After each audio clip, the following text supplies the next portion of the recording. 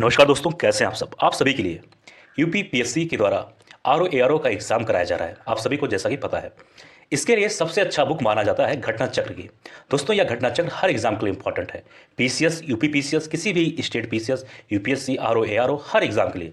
तो दोस्तों, हमारा एक छोटा सा कोशिश है कि आरओ एआरओ एग्जाम के लिए आप सभी के लिए घटना चक्र का इंपॉर्टेंट से इंपॉर्टेंट क्वेश्चन लाया जाए। तो दोस्तों, इसी सिलसिले में ये छोटा सा सीरीज आप सभी के लिए। दोस्तों, इस वीडियो को जरूर अपने दोस्तों के साथ शेयर करना और खुद भी इसका लाभ उठाना। जय हिंद। स्वागत है आप सभी का नालंदा यूनिवर्स 77 पर। कैसे हैं आप सब। आज हम बात करने वाले हैं मॉडर्न हिस्ट्री के बारे में, यानी कि आधुनिक भारत के इतिहास के बारे में। और आप सभी को पता है, इस वक्त हम सभी लोग यूपीपीएससी आरओ एआरओ का एग्ज़ाम प्रिपरेशन कर रहे हैं और उसका प्रैक्टिस सेट सॉल्व कर रहे हैं, जो कि प्रीवियस ईयर पेपर है और ये घटना चक्र पूर्वालोकन है। और दोस्तों, जैसा कि आप सभी को पता है कि घटना चक्र कितना ज़्यादा इंपॉर्टेंट बुक है, क्योंकि सारे पेपर के सवाल यहीं से बनाए जाते हैं और ये बेहद इंपॉर्टेंट बुक होने वाला है आरओ एआरओ के लिए। दोस्तों, आप लोग लग जाओ इस एग्ज़ाम के लिए और मैं दावा करता हूँ कि ये एग्ज़ाम आपका बहुत सही जाएगा अगर आपने इस पूरे लेक्चर, पूरे प्रैक्टिस सेट को फॉलो किया तो। चलिए शुरू करते हैं आज का यह वीडियो। बात करें प्रश्न नंबर 1 के बारे में। इसमें है कि तृतीय एंग्लो मराठा युद्ध संबंधित है। ठीक है, तो दोस्तों इसका सही उत्तर आइए जानते हैं। बहुत अच्छा सवाल है, ध्यान देना। 1 मिनट 1 मिनट 1 मिनट। हाँ, तो प्रश्न क्या है कि तृतीय एंग्लो मराठा युद्ध संबंधित है, तो इसका सही उत्तर होगा लॉर्ड हेस्टिंग्स से। अब लॉर्ड हेस्टिंग्स से कैसे संबंधित है, इसके बारे में थोड़ी सी जानकारी लेंगे। अब ध्यान से सुनना, मैं जो जो शब्द बोलूंगा उन सब पर आप सभी को कंसंट्रेट करना है, ध्यान देना है। ठीक है, 1 मिनट। तृतीय एंग्लो मराठा युद्ध जो हुआ था वो 1817 से लेकर 1818 तक हुआ था। ठीक है, लॉर्ड हेस्टिंग्स से संबंधित है। अब कैसे संबंधित है, थोड़ा जानकारी ले लो। कोई पूछ ले कि तृतीय एंग्लो मराठा युद्ध कब हुआ, तो 1817 से लेकर 1818। अब देखो, एक सवाल में आपको अभी कितनी चीजें मालूम हो जाएगा, यानी एक सवाल में 4 से 5 सवाल हमेशा मिलेंगे। ठीक है, ये चीज ध्यान देना। पेशवा बाजीराव द्वितीय ने, ध्यान देना, पेशवा बाजीराव द्वितीय ने कोरेगांव एवं किरकी के युद्ध में हारने के बाद फरवरी 1818 में अंग्रेजों के समक्ष समर्पण कर दिया। पेशवा बाजीराव द्वितीय कहां पर हारे थे? कोरेगांव एवं किरकी के युद्ध में हारने के बाद 1818 में अंग्रेजों के समक्ष समर्पण कर दिया था। और तृतीय एंग्लो मराठा युद्ध के समय गवर्नर जनरल लॉर्ड हेस्टिंग ही था। समझ में आया? कोई दिक्कत, कोई परेशानी, जरूर कमेंट बॉक्स में कर देना। ठीक है, और तृतीय एंग्लो मराठा युद्ध जब हुआ था तो उस समय गवर्नर जनरल कौन था? लॉर्ड हेस्टिंग्स ही थे। ठीक है, अब आइए आगे बात करते हैं। ठीक, मैंने 1818 में और क्या हुआ उसके बारे में भी मैंने बात किया कि जब पेशवा बाजीराव द्वितीय ने कोरेगांव एवं किरकी के युद्ध में हारने के बाद फरवरी 1818 में अंग्रेजों के समक्ष समर्पण कर दिया था। ठीक है, ये भी आपको एक जानकारी होनी चाहिए। ठीक है, इसमें क्या था? एंग्लो मराठा युद्ध के बारे में बात किया जा रहा है, जो कि तृतीय एंग्लो मराठा युद्ध। ठीक है, समझ में आया? उसमें कौन था? पेशवा बाजीराव द्वितीय। आगे बात करेंगे। इसमें पूछा जा रहा है निम्नलिखित में से किस वर्ष प्रयागराज, यानी जो उत्तर प्रदेश में है, जिसे हम इलाहाबाद के नाम से जानते हैं, के किले पर अंग्रेजों का अधिकार स्थापित हुआ? सही उत्तर होगा डी, 1797 में। ठीक है, अब इसके बारे में थोड़ी जानकारी ले लो कि अवध के नवाब शहादत अली ने, कौन से नवाब? अवध के नवाब, उस वक्त कौन था? शहादत अली। 1797 में प्रयागराज यानी कि इलाहाबाद का किला अंग्रेजों को सौंप दिया था। कौन यानी कि किसने सौंपा था? तो अवध के जो उस समय नवाब हुआ करते थे, शहादत अली ने, उन्होंने ये चीज सौंपा था 1797 में। ठीक है, आगे 1 मिनट जाइए, आगे बात करें अगले सवाल के बारे में। तो उसमें है कि 1 मिनट, इसमें कहा जा रहा है 1 मिनट कि ब्रिटिश साम्राज्य में अवध का विलय हुआ था। तो इसका सही उत्तर होगा डी, यानी कि 1856 में ब्रिटिश साम्राज्य में अवध का विलय हुआ था। ठीक है, अब इसके बारे में थोड़ी सी जानकारी ले ही लेते हैं। अब देखो क्या हुआ कि लॉर्ड डलहौजी ने अवध के नवाब वाजिद अली शाह पर कुशासन का आरोप लगाकर फरवरी, कुशासन मतलब सही ढंग से वो शासन नहीं कर पा रहे, उसको कहेंगे कुशासन, आरोप लगाकर फरवरी 1856 में अवध का अंग्रेजी राज्य में विलय कर लिया। ये कौन था? लॉर्ड डलहौजी। आपको मालूम होना चाहिए कौन था? लॉर्ड डलहौजी ने अवध के जो नवाब थे, नवाब वाजिद अली शाह, उस समय में 1856 के समय में उनके ऊपर एक आरोप लगाया कुशासन का, और इसी के सिलसिले में उन्होंने अवध के क्षेत्र को अंग्रेजी राज्य में विलय कर लिया। वैसे तो फिलहाल ये बहुत लंबा जानकारी है इसके बारे में, लेकिन थोड़ी सी हम जानकारी लेंगे इस वक्त इस वीडियो के सिलसिले में, ध्यान देना। और अवध के अतिरिक्त डलहौजी ने और भी सारे राज्य अपने अंडर में लिए थे, वो भी जान लो। डलहौजी के व्यापगत सिद्धांत क्या है? व्यापगत सिद्धांत के अंतर्गत ये जो इसने अवध को अपने अंडर लिया था, वो किस सिद्धांत के अंदर लिया था? तो मैं लिख देता हूं, यह भी पूछा जा सकता है। व्यापगत सिद्धांत, ठीक है, किसके व्यापगत सिद्धांत के अंतर लिया था। और सिर्फ अवध को ही नहीं लिया था, इसने 1848 में सतारा को लिया, जैतपुर या संभलपुर को 1849 में लिया, बघाट को 1850 में लिया, उदयपुर को 1852 में, झांसी को 1854 में, नागपुर को 1854 में और करौली को 1855 में। यानी कि अगर बात में सबसे बाद में इसने अवध को ही लिया और सबसे पहले कौन सा लिया, सतारा। तो ये चीज आपको ध्यान देना है, ठीक है। आगे बढ़ते हैं, बहुत अच्छा सवाल है, ठीक है। इसमें कहा गया कि अवध सल्तनत के हिंदू नायाब वजीर के संदर्भ में निम्नलिखित कथनों में कौन सा कथन सही है। क्या पूछा गया, सवाल को तोड़ के पढ़ना तभी समझ में आएगा। अवध सल्तनत के हिंदू नायब वजीर के संदर्भ में, नायब वजीर के संबंध, जो कि हिंदू के बारे में बात की जा रही है, क्या बात सही है ये बताना है, ठीक है। देखो इसका उत्तर अगर बात किया जाए तो उत्तर सही होगा सी, यानी कि 1 और 2 दोनों पॉइंट, यानी कि जो यहां पर दिया गया है नीचे ये वाला, ठीक है। 1 मिनट रुक जाओ, 1 मिनट, ये वाला सी वाला, ठीक है। लेकिन अब सी में है क्या, इसमें है 1 2 दोनों से, इसका मतलब पहला पॉइंट भी सही है, दूसरा पॉइंट भी सही, यानी कि राजा टिकैत राय नवाब आशफुद्दौला के अर्थ मंत्री थे, ठीक है। और दूसरा पॉइंट है अवध के नवाबों के राज में सामान्यता कतिपय हिंदू जातियों के लोगों को उच्च स्थान प्राप्त है। अब ये तो पॉइंट हो गया, अब थोड़ा सा इसके बारे में थोड़ा डिटेल जान लेते हैं। ध्यान सुना जो मैं बोलने जा रहा हूं। देखो बात यह है कि ना कि राजा टिकैत राय नवाब आशफुद्दौला के दीवान यानी कि अर्थ मंत्री थे। क्या थे, दीवान कह सकते हो या फिर अर्थ मंत्री थे। कौन, राजा टिकैत राय। और किसके कह सकते हो कि दरबार में, तो नवाब आशफुद्दौला, ये लिखा हुआ भी है। अब ध्यान देना, अवध के नवाबों में, जो अवध के नवाब होते थे, कि राज्य में हिंदू अधिकारियों को भी उच्च पदों पर नियुक्त किया गया था। जैसे कि मान लो कि आशफुद्दौला के दीवान राजा टिकैत राय, जो अभी मैंने बात किया, वह राजा झाऊलाल एवं नवाब सफदरजंग के प्रधानमंत्री व सेनानायक राजा नवल राय आदि हिंदू जाति के थे। ठीक है, समझ में आया। तो मैं फिर से बोल दूं एक बार कि जैसे कि आसफदौला के दीवान राजा टिकैत राय व राजा झाऊलाल एवं नवाब सफदरजंग के प्रधानमंत्री व सेना नायक राजा नवल राय, ये सब हिंदू से संबंधित थे। समझ में आया। आगे बात करें, यानी कि मतलब यह कि मुगल समय में जो थे वहां पर भी हिंदू के कई लोग, हिंदू के कई राजा या कह सकते हो जागीरदार जमींदार भी ऊंचे पद पे हुआ करते थे। बस इतना जानकारी होनी चाहिए। यहाँ पे पूछा गया कौन सा सुमेलित नहीं है, मतलब कौन सा संबंधित नहीं है। यहाँ पर कुछ नाम दिए एक दूसरे के साथ, बताना है कौन सा संबंधित नहीं है। अब देखो इसका सही उत्तर होगा डी, क्योंकि लॉर्ड कॉर्नवालिस का संबंध तृतीय एंग्लो मराठा युद्ध से नहीं है। तो अगर इनका संबंध तृतीय एंग्लो मराठा युद्ध से नहीं है तो तृतीय एंग्लो मराठा युद्ध का संबंध किससे होना चाहिए। अब ध्यान दो, तृतीय एंग्लो मराठा युद्ध जो हुआ था 1817 और 1818 के बीच में, अभी हम लोगों ने बात किया, लॉर्ड हेस्टिंग के काल में हुआ था, ना कि लॉर्ड कॉर्नवालिस के समय में। ये तृतीय एंग्लो मराठा युद्ध हुआ था, ये लॉर्ड कॉर्नवालिस के समय में नहीं हुआ था, लॉर्ड हेस्टिंग के समय में हुआ था। किसके समय में, लॉर्ड हेस्टिंग के समय में हुआ था। ठीक है, ये चीज ध्यान देना। अब आप सोचोगे कि लॉर्ड हेस्टिंग तो यहाँ पर भी दिया है, एंग्लो नेपाल युद्ध, तो उनके दौरान ये भी हुआ था, लेकिन आपको पता होना चाहिए कि तृतीय एंग्लो मराठा युद्ध भी हुआ था। तो इसके सामने जो ये शब्द दिए गए हैं ये गलत है। लेकिन आपको एक चीज और मालूम होनी चाहिए, अगर ये गलत है तो इसका मतलब ए बी सी तीनों सही होगा। इसका मतलब हेक्टर मुनरो के समय में बक्सर का युद्ध हुआ था, और हेक्टर मुनरो वो था जो अंग्रेजों का जो आर्मी थी उसका नेतृत्व कर रहा था। लॉर्ड हेस्टिंग का संबंध है एंग्लो नेपाल युद्ध और तृतीय एंग्लो मराठा युद्ध से, और लॉर्ड वेलजली के संबंध था चतुर्थ एंग्लो मैसूर युद्ध से। ठीक है, ये चीज को याद कर लेना, समझना, भूलना मत। आइए आगे बात करें। अगला प्रश्न, निम्नलिखित में से किस गवर्नर जनरल ने भारत में दास प्रथा को समाप्त किया था। अच्छा सवाल है, ध्यान देना। तो इसका सही उत्तर होगा बी, लॉर्ड एलन ब्रो ने। किसने, लॉर्ड एलन ब्रो ने।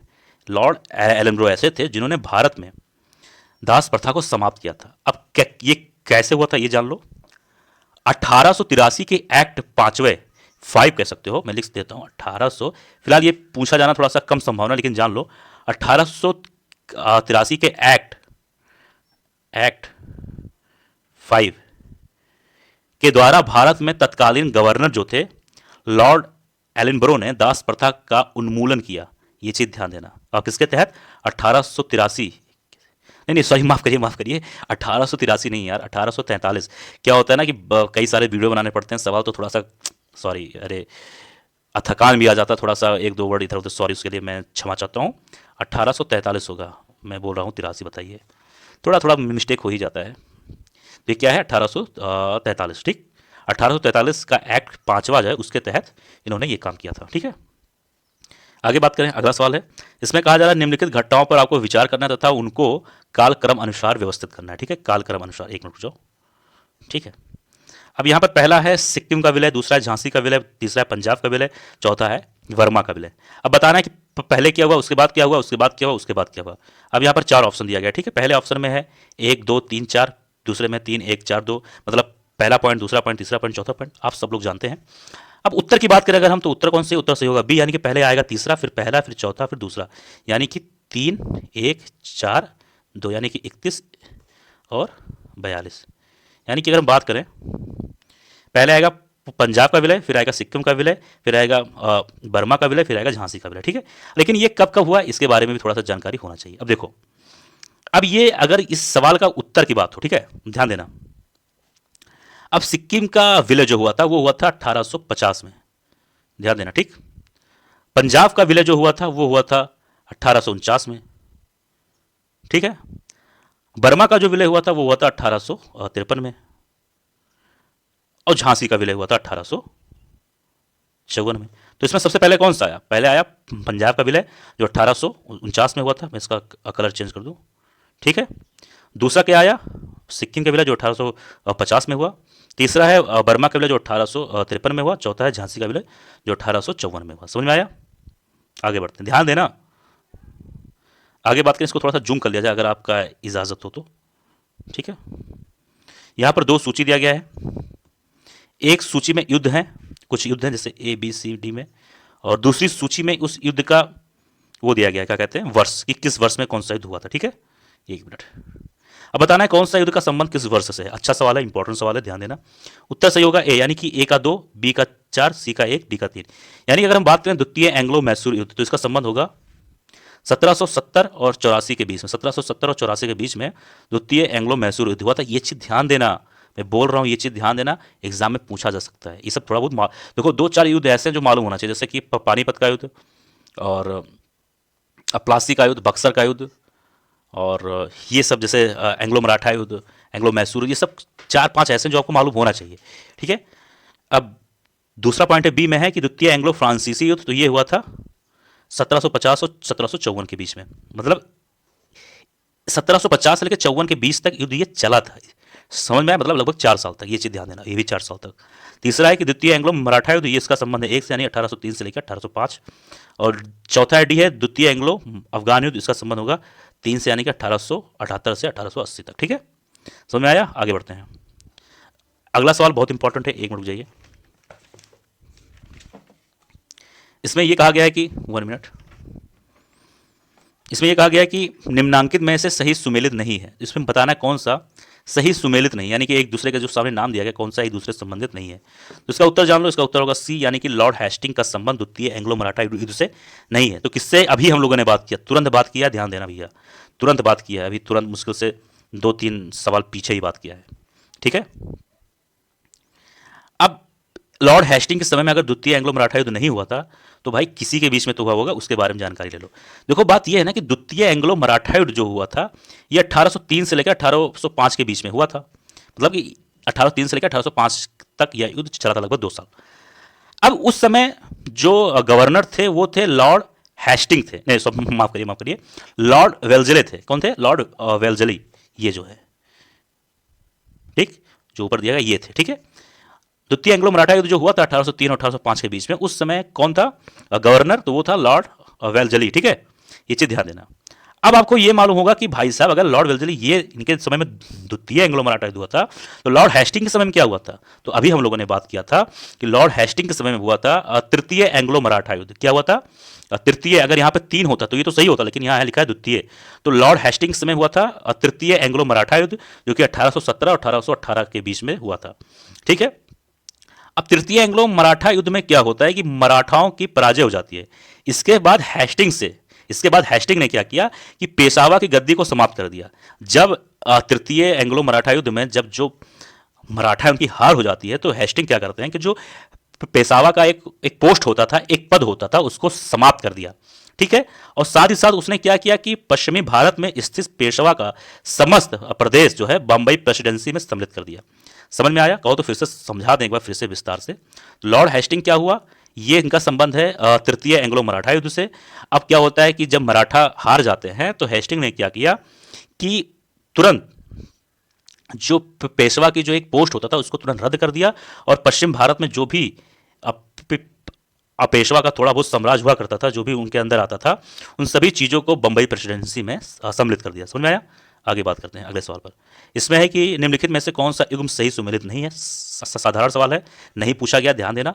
सही उत्तर होगा ए, यानी स्थानीय स्वशासन का संबंध लॉर्ड लिल्टन से नहीं है। तो भाई अगर लॉर्ड लिल्टन से संबंध नहीं है तो फिर किससे है, ये भी जानकारी होनी चाहिए। तो देखो, लॉर्ड रिपन के कार्यकाल में प्रस्तुत स्थानीय स्वशासन प्रस्ताव 1882 से भारत में आधुनिक स्थानीय स्वशासन का प्रारंभ माना जाता है। यानी कि लॉर्ड रिपन को स्थानीय स्वशासन का पिता कहा जाता है। स्थानीय स्वशासन का पिता किसे कहा जाता है, तो वो उत्तर होगा लॉर्ड रिपन, ना कि लॉर्ड लिटन। तो यहां पे क्या होना चाहिए, लॉर्ड रिपन। ध्यान देना, ठीक है, समझ में आया? आगे बात करते हैं। ये भी अच्छा सवाल है, वो कह सकते हो बहुत इंपॉर्टेंट सवाल है ये। इस सवाल में थोड़ा सा सवाल में ही गलती है, लेकिन हम लोग उस चीज को सुधारेंगे। ठीक है, इसमें क्या कहा गया है कि यहाँ पर कुछ घटना है, जैसे कि पहला है क्लाइव का पुनः भारत आगमन, दूसरा है इलाहाबाद की संधि, तीसरा है बक्सर का युद्ध, चौथा है वारेन हेस्टिंग का भारत का गवर्नर बनना। तो इसमें बताया जा रहा है कि कालक्रम अनुसार में आपको व्यवस्थित करना है, यानी कि सबसे पहले, फिर उसके बाद, फिर उसके बाद। अब देखो एक चीज बात जान रखो आप लोग, पहले मैं एक एक करके बात करूंगा, एक एक पॉइंट, आप खुद कहोगे कि नहीं सर ऐसा नहीं, ऐसा है। अब बक्सर का युद्ध जो हुआ था वो हम लोगों ने बात किया था पिछली वीडियो में एकदम विस्तार से कि 22 अक्टूबर 1764 को हुआ था। कब हुआ था? 22 अक्टूबर 1764 को हुआ था बक्सर का युद्ध। अब बात करें अगले पॉइंट पर कि क्लाइव का पुनः भारत आगमन, यह हुआ था 1765 को। ध्यान देना, एक मिनट, यह हुआ था 1765 को। ठीक, ये 5 है। अब तीसरा पॉइंट बात करें अगर हम इलाहाबाद की संधि, तो यह हुआ था अगस्त 1765 को। 1765 को यह भी हुआ था, यानी कि सबसे पहले यह हुआ था क्लाइव का पुनः भारत आगमन, उसके बाद में अगस्त के महीने हुआ था 1765 में इलाहाबाद की संधि। ये सब तो सही है। अब बात आता है वारेन हेस्टिंग का भारत का गवर्नर बनना। अब देखो दोस्तों, बात ऐसा है ना कि एक मिनट, हाँ, वारेन हेस्टिंग जो था वो 1772 में बंगाल का गवर्नर था तथा 1774 में बंगाल का गवर्नर जनरल बना था। लेकिन यहां पे सवाल क्या पूछा गया है, ध्यान देना। ठीक है, क्या हुआ था कि 1772 में बंगाल का गवर्नर था तथा 1774 में बंगाल का गवर्नर जनरल बना था। लेकिन सवाल में क्या पूछा गया, ध्यान देना, पूछा गया भारत का। तो भाई साहब वो भारत का नहीं, बंगाल का था। तो जब भारत आ गया तो कहीं ना कहीं सवाल ही ये हो गया गलत। समझ रहे हो कि नहीं मेरी बात? ठीक है, समझ में आया? यहां पे अगर बंगाल होता तो ये सही होता, लेकिन यहां भारत इस्तेमाल कर दिया गया। अब आइए आगे बात करें अगले सवाल पे। सवाल नंबर कह सकते हो ये 12 है। इसमें बड़ा अच्छा सवाल है। सवाल पूछा गया कि ब्रिटिश भारत में सैन्य बल पर केंद्रीय राजस्व का कुल कितना प्रतिशत व्यय होता था। अच्छा सवाल है। सही उत्तर होगा ए, यानी 40%। यानी कि ब्रिटिश भारत में औसतन सैन्य बल पर खर्च को केंद्रीय राजस्व का लगभग 40% मानते थे। तो आप सोच सकते हो कि उस समय ब्रिटिश भारत पर सैन्य बल पर 40% जब खर्च किया जाता था, तो यही कारण था कि उस समय ब्रिटिश यानी अंग्रेजों का सैन्य जो था, यानी सैनिक जो आर्मी थी, बहुत उच्च कोटि की थी। ठीक है, आज भी इतना ज्यादा नहीं खर्च किया जाता है भारत में। सोच सकते हो कि उस वक्त जब इतना किया जाता था तो उनकी आर्मी कितनी शानदार रही होगी। तो दोस्तों, यह था आज का वीडियो अभी और बनाएंगे तो बहुत लंबा हो जाएगा, और मुझे उम्मीद है वीडियो पसंद आएगा। कोई भी सवाल में कोई डाउट आपको लगता है, कोई परेशानी, तो तुरंत कमेंट बॉक्स में लिख दो कि सर ये नहीं समझ आया। मैं उसका उस परेशानी का निवारण करने का जरूर कोशिश करूंगा। और मिलते हैं किसी और वीडियो में। आप स्वस्थ रहें, अच्छे रहें। जय हिंद, जय भारत।